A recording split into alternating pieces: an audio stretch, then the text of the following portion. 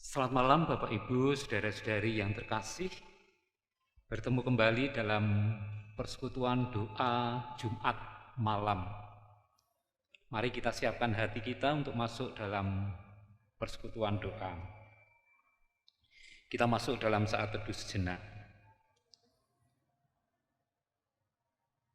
Biarlah keteduhan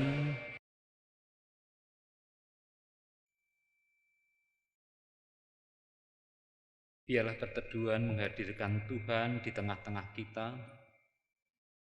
Dan dalam persekutuan doa ini kita boleh merasakan Allah hadir. Kiranya Allah dipuji melalui setiap apa yang kita kerjakan. Amin. Mari kita awali persekutuan doa ini dengan pujian. Kidung Jemaat 249, bait yang pertama dan kedua, Serikat Persaudaraan.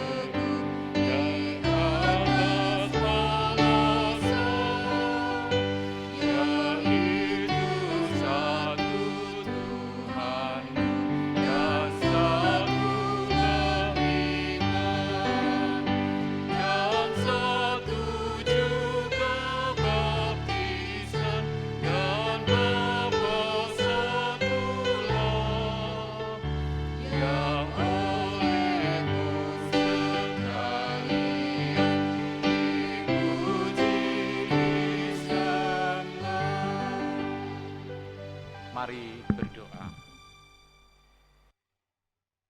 Kami mengucap syukur ya Allah, malam hari ini Tuhan mempertemukan kami melalui persekutuan doa bersama kami. Kami akan mendengarkan sabda-Mu. Kiranya Allah berkenan berbicara kepada setiap kami, sehingga kami boleh mengerti apa yang Tuhan kehendaki untuk kami kerjakan, untuk kami lakukan dalam kehidupan bersama kami sebagai milik Tuhan.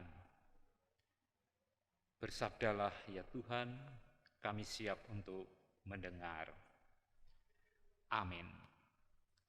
Bapak Ibu saudara-saudari, tema persekutuan doa pada malam hari ini, tema renungan kita adalah tetap beribadah, tetap saling memperhatikan, tetap saling menguatkan.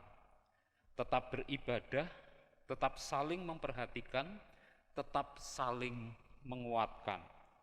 Sebagai dasar bacaan dari surat Ibrani 10, surat Ibrani 10 ayat yang ke-22 sampai 25. Ibrani 10 ayat 22 sampai 25. Karena itu, marilah kita menghadap Allah dengan hati yang tulus ikhlas dan keyakinan iman yang teguh. Oleh karena hati kita telah dibersihkan dari hati nurani yang jahat dan tubuh kita telah dibasuh dengan air yang murni. Marilah kita teguh berpegang pada pengakuan tentang pengharapan kita, sebab Ia yang menjanjikannya setia. Dan marilah kita saling memperhatikan, supaya kita saling mendorong dalam kasih dan dalam pekerjaan baik.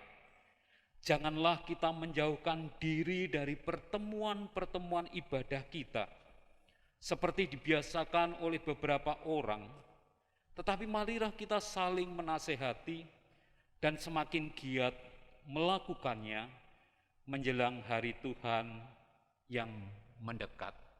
Demikian sabda Tuhan. Yang berbahagia adalah setiap kita yang mau menerima sabda Tuhan serta mempergunakannya dalam kehidupan sehari-hari. Amin. Bapak, Ibu, saudara-saudari, suasana pandemi corona ini mengubah perilaku hidup manusia, mengubah perilaku hidup kita.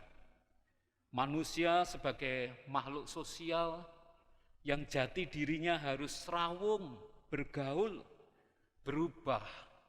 Dia harus menghindari kerumunan, menutup diri, menjaga jarak. Manusia yang membangun kebersamaan melalui keakraban, kedekatan, berubah, harus jaga jarak, baik secara sosial maupun fisik. Istilah kerennya social dan physical distancing.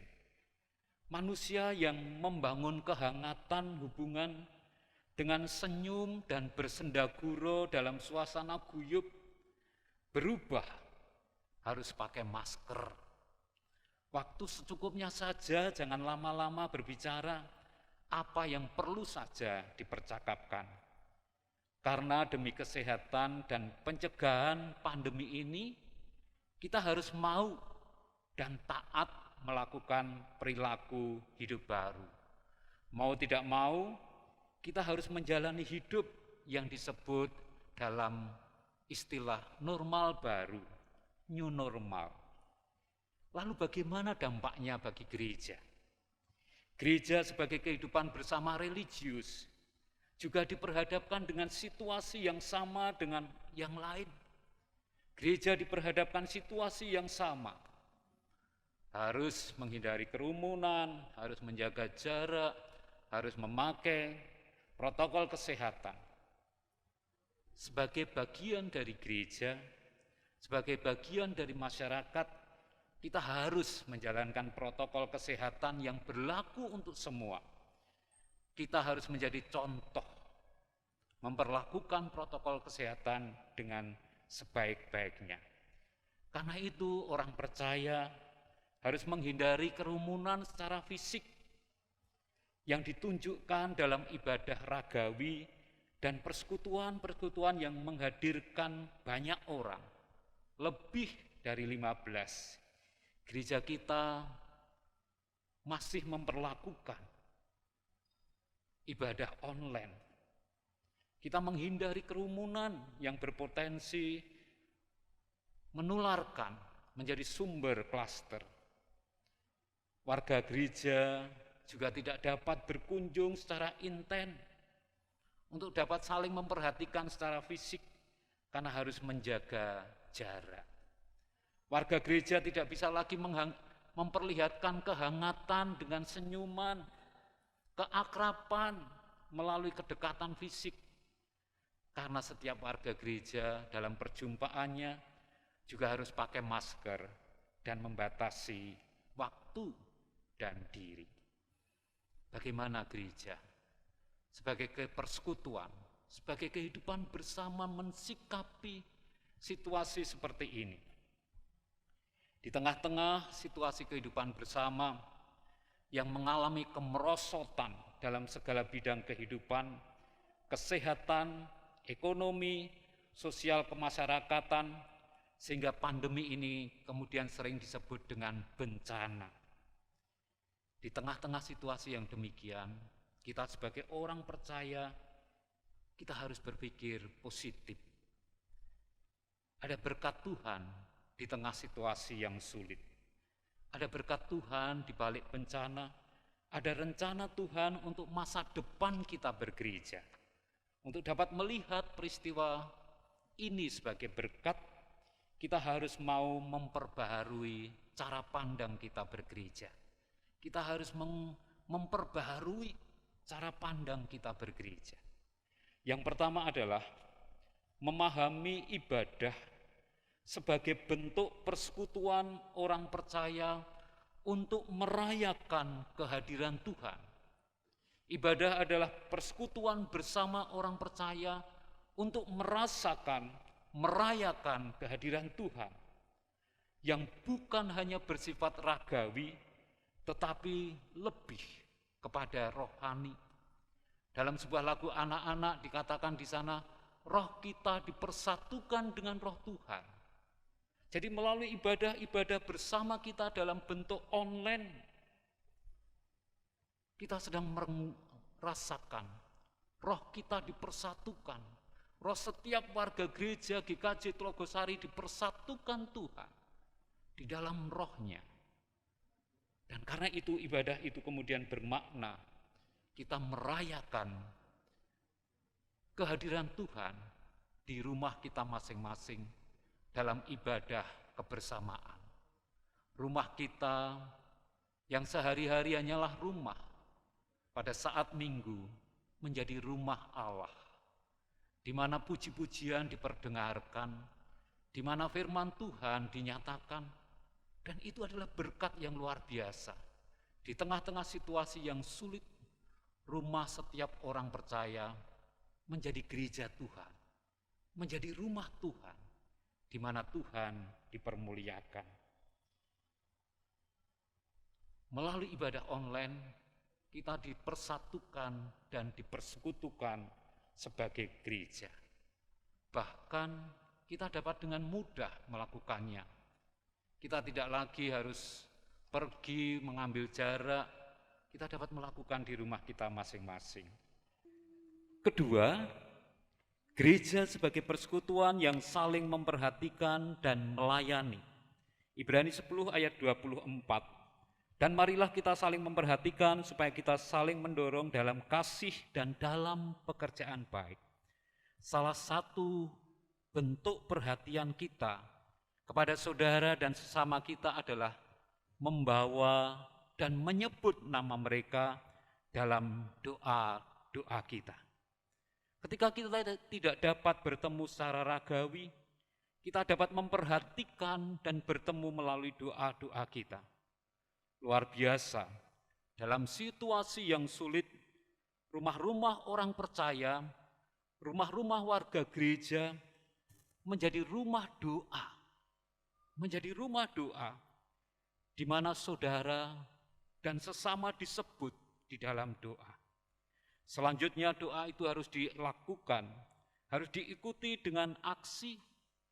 Ketika ritus menjadi aktus, aksi untuk melayani itu dapat dilakukan dalam partisipasi keluarga, partisipasi warga gereja melalui pelayanan-pelayanan kasih gereja. Yang ketiga, sebagai persekutuan, kita harus saling menguatkan.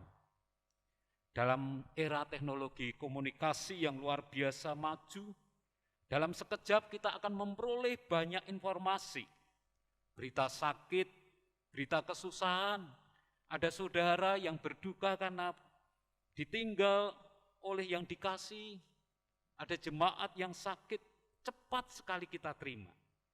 Dan respon kita adalah untuk menolong dan menguatkan. Baik melalui doa, ungkapan-ungkapan melalui media sosial, WA group, Facebook, dan sebagainya, itu menjadi cara kita untuk saling menguatkan. Dalam situasi sulit yang dialami saudara kita dengan cepat menguatkan dan menolong melalui media-media sosial.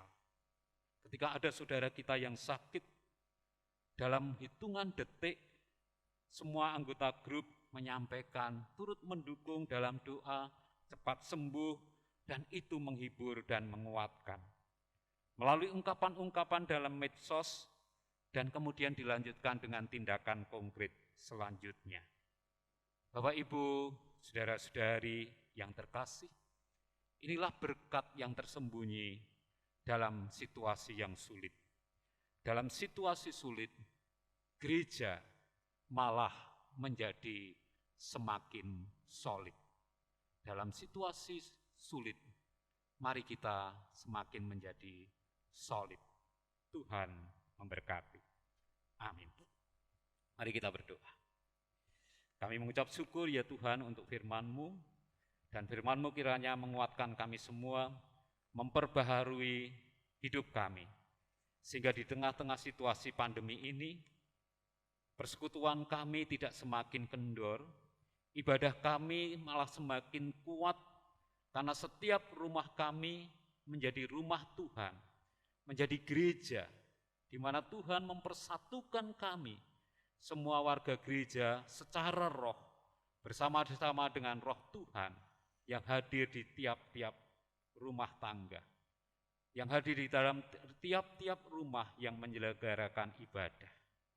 Kami berdoa untuk setiap warga gereja, kiranya Allah memperhatikan setiap warga gereja kami semua satu persatu menurut kebutuhan dan keperluan kami masing-masing.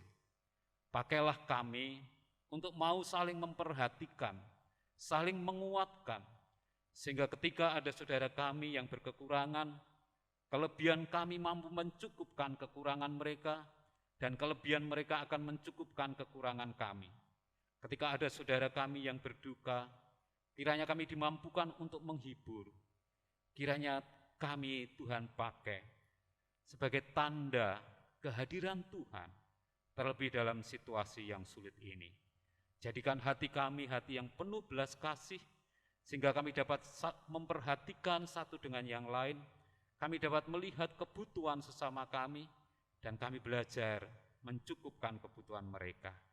Kami berdoa bagi bangsa dan negara kami, secara khusus kota kami tercinta Semarang.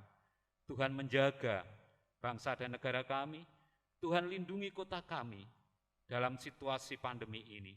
Kiranya Allah berkenan menghadirkan kesembuhan, menghadirkan perlindungan, pertolongan bagi bangsa dan negara kami.